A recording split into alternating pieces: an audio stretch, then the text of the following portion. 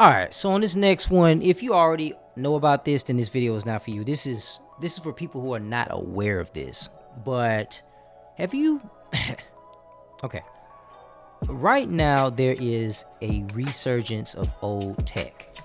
Right now I have this Polaroid camera that I bought, and if you're old enough to remember, Polaroids did not look like this. They didn't have this rainbow stripe in the middle, right? This is a brand new design for like 2024. And yeah, I mean, everything else is exactly the same. Look at this. Let's check this out.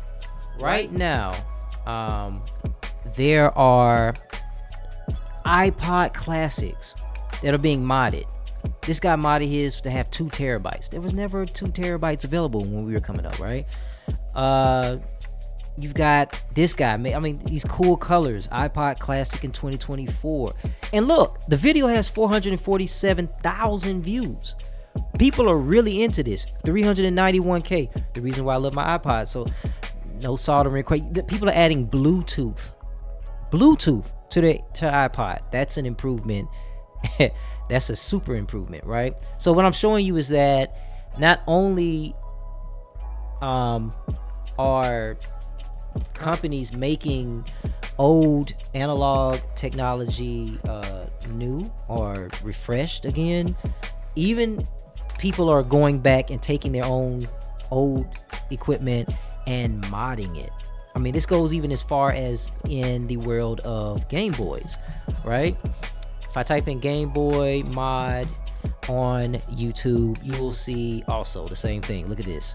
Ultimate 2022 Game Boy Color mod, right? I grew up on Game Boy, the original Game Boy, the 1989 Game Boy, and the Game Boy Pocket, Game Boy Color. They never had backlit screens, right? We had to go and try to get in the sunlight to see what we were doing and all of that. They have OLED now. I mean, OLED, Metroid. The point is, there's a resurgence. Tongue tied. One take. Resurgence in this old technology. Now, there's an article I pulled up. Retro technology makes a comeback. Here's a question. Why is this technology coming back, right? Is it because people are like, what's the reason? Well, I got a few reasons of my own. Because I myself dug up my old iPod. I was actually looking for it around here before I was going to shoot, but I couldn't find it. It's somewhere here. I was just listening to it the other day. But they're modding that, right? And I got my old iPod, and the thing that prompted me to get my iPod was this story that I heard maybe towards the end of last year. So maybe I'm jumping the gun on this one, but let me go on to the Sony backlash, which is what I'm speaking on, right? So Sony pulls Discovery videos PlayStation users already own, sparking concern over digital future. This was just December the 4th, 2023, right? Just last year. But there was something else that Sony did. Like around that same time last year, where people had access to all these movies that they had purchased digitally. And then all of a sudden they were saying, yeah, after this date, you'll no longer have access to your files, your folder. I mean, not your files, but you won't be able to, like, watch your movies that you bought digitally. And we're not giving you a refund either. So people freaked out, as they should have. And then this happens with the video game thing. I saw something else as I was searching earlier that was brand new. That kind of, it's a mess, right? So, I mean, you guys can read this on your own, but the point I'm making is, when you have companies that are, everything's digital, everything's subscription based, and then people are like waking up like, wait a minute, nobody told me to get rid of my DVDs. Why am I doing? Nobody told me to get rid of my, even though it's still digital, nobody told me to get rid of my iPod, which had MP3s that I purchased, that I owned on that hard drive.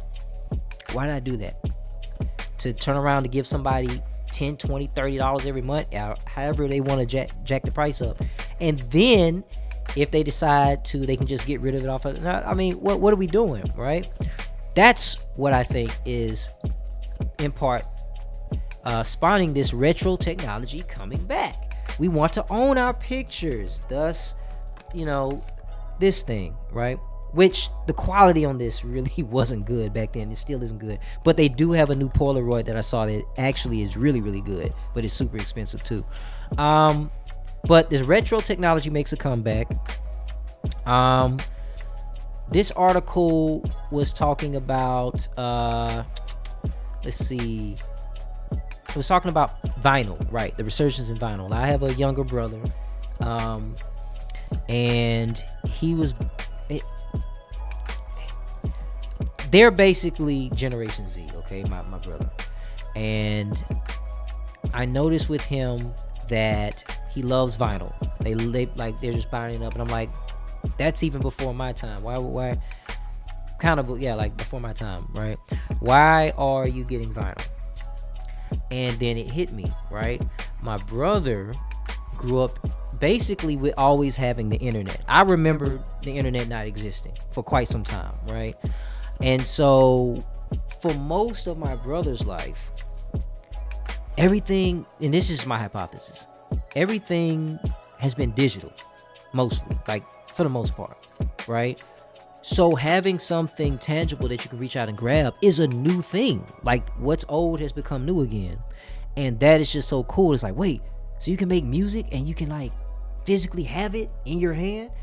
So you can like take a picture and it's not on, you can reach out and grab it and hold it? That's like mind blowing. The same way for us millennials, like the whole concept of digital was mind blowing for us. Like, wait, so I can send you a message and you get it instantly? I don't have to wait. Like, that was mind blowing for us. So now they had it the whole time. So now this is mind blowing for them. So I'm just, as a millennial, realizing like, hey, it's good that we own this. It's good that we have our own. We have our own pictures. We have our, everything doesn't need to go to the cloud. How many times does the cloud have to be hacked before you realize, oops, I probably should have owned that physically as well? Digital, I'm not downing digital 100%. Like, having the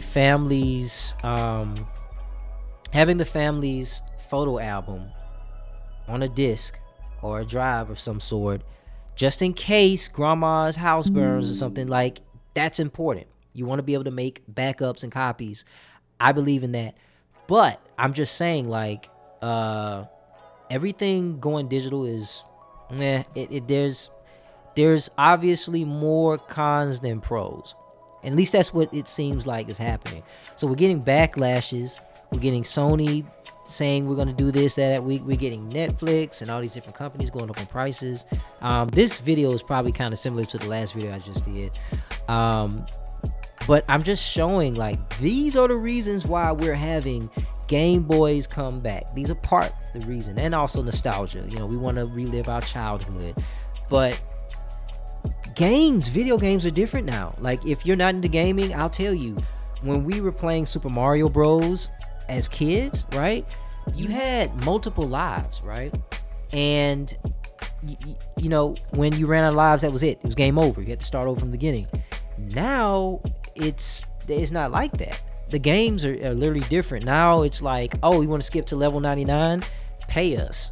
You want to have new skins and outfits? Pay us for this DLC. And whereas before you had to either buy a game genie, or you had to just like be really good at the game and beat certain levels, and then you skipped and progressed and you got these cool things. Those were the rewards that you got for beating the game. You beat the game and then you got the reward, which was the different skins, new music, new levels. Now you're paying for all of that. And it's just something about a video game just being pure at its core that it's more than nostalgia. It's just like, this was gaming before it got bad. Now I'm still gaming. I'm on Steam. Don't let me fool you, okay? I'm playing. I got GTA 5. I'm waiting on 6. We all waiting on 6. But the point is that let's not forget the golden age of gaming, of music, of ownership of our media, okay? And it actually helps us, especially if you're independent, you're on the production side of this thing. being able to give physical media to somebody, put in their hands, versus fighting the algorithm to get yourself out there, it's just always going to win. It's always, because nobody can stop you from placing a CD in my hand or placing a hard drive. Now there are some cons to that, of course. Nowadays you don't know if the person's handing you a virus on a stick, but I'm just putting it out there. These are just my thoughts, and I'm curious as to what you guys think about it. Are you guys participating in this renaissance of old media? Whether it's Game Boys coming back into style, iPods, specifically iPod Classic, right? iPod Classic 5th generation, not the iPod Touch, because that's got Wi-Fi. We don't want no Wi-Fi on these old projects. But yeah, what do you guys think? Let me know in the comment section down below, and I'd love to see what you guys are thinking, because I can't lie to you, just having my iPod, no cell phone, going on a nature hike, it really does something for you. Like, me personally, I'm just saying. But let us know in the comment section below, and we can conversate. All right, deuces.